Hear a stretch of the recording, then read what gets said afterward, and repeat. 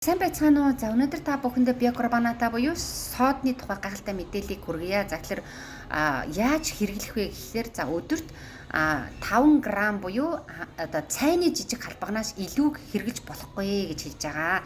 За тэгэхээр энэхүү цайныхаа жижиг халбагаар өдөрт 1 удаа бөөнөр нь ууж болно. Эсвэл 2 юм уу 3 хуваагаад ууж болно гэсэн.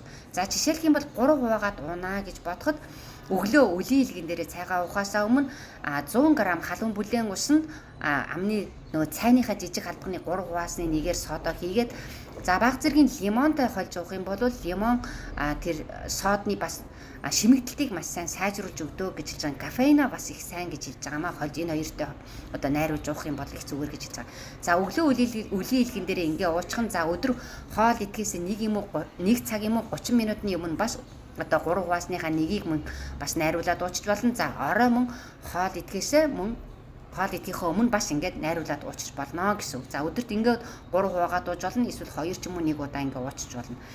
За ерөнхийдөө ямар асуудалтай хүмүүс их тохиромжтой байдаг гэхээр илүүдэлжинтэй, за чихрийн шижинтэй, ясны сэргэжилттэй, за бөөрийн асуудалтай, за мөөгөнцөртэй, за ийм хүмүүс байх юм бол маш их тохиромжтой гэж хэлж байгаа. За мөн спортоор хичээлдэг хүмүүст маш их тохиромжтой гэж хэлдэг.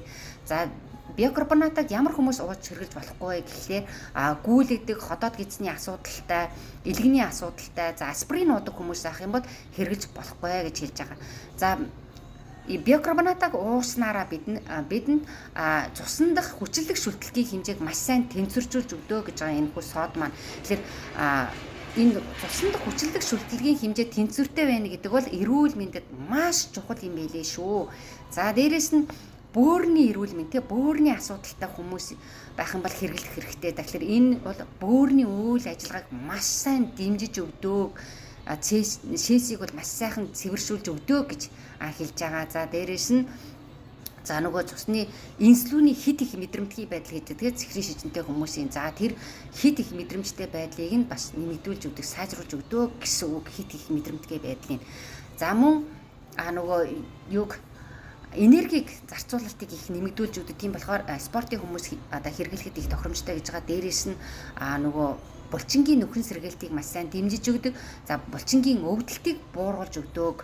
За мөн ясны сэргэжилт буюу одоо нөгөө ясанд байдаг кальцны одоо хэмжээг нэмэгдүүлж өгдөг. Кальцийг алдахаас сэргийлдэг гэсэн. Тийм болохоор ясны сэргэжилттэй хүмүүс ерөнхийдөө бас үе мөчний асуудалтай хүмүүс маань хэрэглэхэд бас зүгээр юм билээ шүү. Тэр булчингийн чангаралтай булчингийн сайхан сулруулж өгдөг, булчингийн өвдөлтийг багасгадаг учраас за иймэрхүү ингээ асуудлуудыг маань маш сайн шийдэж өгдөг юм байна. Тэгэхээр сод бол ерөнхийдөө өдөр тутамд маань их элбэг байдаг шүү дээ. Тэгэхээр та нар маань үнийг ингээ хэрэгжилж агаарай. За ерөнхийдөө ямар төрлийн сод их сайн байдаг гэхээр нөгөө өнөргөө амтгүй дээ сод маань ерөнхийдөө нэг амтгүй өнөргөө тийм байдаг шүү дээ. Тэгэхээр тийм төрлийнх нь соднуудыг маань та нар сонгож авах юм бол илүү одоо их чанартай сод гэж хэлдэг юм байлээ.